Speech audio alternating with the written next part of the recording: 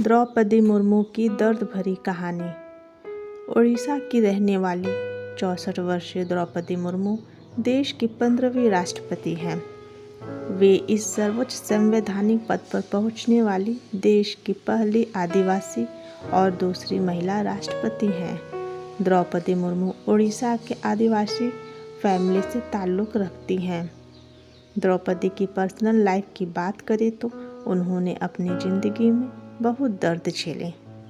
साल 1980 में उनकी शादी श्याम चरण मुर्मू से हुई थी। द्रौपदी और श्याम के 4 बच्चे हुए, जिनमें से आज सिर्फ एक ही बच्चा इस दुनिया में है। चलिए इस पैकेज में हम आपको बताते हैं कि द्रौपदी की दर्द भरी कहानी। द्रौपदी मुर्मू ने आर्ट्स में ग्रेजुएशन किया और पढ़ाई के दौरान ही उनकी मुलाकात श्याम चरण मुर्मू से हुई थी। दोनों एक ही कॉलेज में पढ़ाई कर रहे थे। पहली मुलाकात के बाद दोनों में बातें शुरू हुई और बाद में इनकी लव स्टोरी शुरू हुई।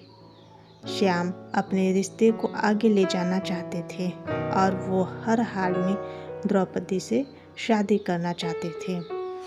साल 1980 में वो शादी का प्रपोजल लेकर द्रौपदी के घर गए।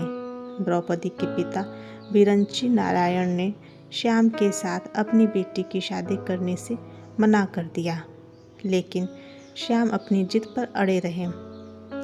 वो अपने रिश्तेदारों के साथ द्रौपदी के गांव में ही डेरा डालकर बैठ गए। अपने लिए इतना प्यार देखकर द्रौपदी ने भी फैसला कर लिया कि वो अब श्याम से ही शादी करेंगे।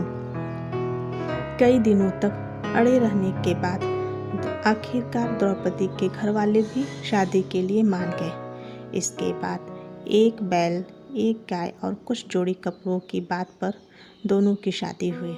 शादी के बाद द्रौपदी और श्याम के 4 बच्चे हुए, 2 बेटे और 2 बेटियां। लेकिन आज सिर्फ एक बेटी ही जिंदा है।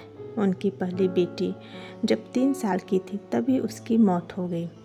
रिपोर्ट्स की माने तो साल 2009 में द्रौपदी के 25 वर्षीय बेटे लक्ष्मण मुर्मू का निधन हो गया था।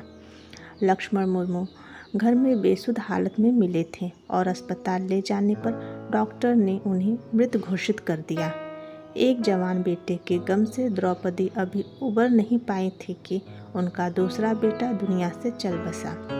साल 2013 में द्रौपदी मुर्मू के दूसरे बेटे की मौत हो गई, वो भी रोड एक्सीडेंट में। अब उनकी एक ही बेटी है इतिश्री मुर्मू, जो बैंक में नौकरी करती हैं। अभी बेटों के गम से द्रौपदी उभरी नहीं थी कि उनके पति साल 2014 में इस दुनिया को अलविदा कह गए। श्याम की मौत हार्ट अटैक की वजह से हुई थी।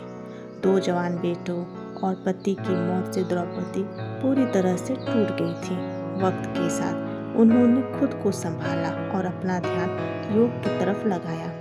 कहा जाता है कि द्रौपदी ने अपने पहाड़पुर वाले घर को स्कूल में तब्दील करवा दिया, जिसमें आज बच्चे पढ़ाई करते हैं। वहाँ पर वो अक्सर अपने बेटों और पति की पुण्यतिथि पर जाते हैं। द्रौपदी ने एक कार्यक्रम में अपनी आंखें दान करने का ऐलान भी कर चुकी हैं।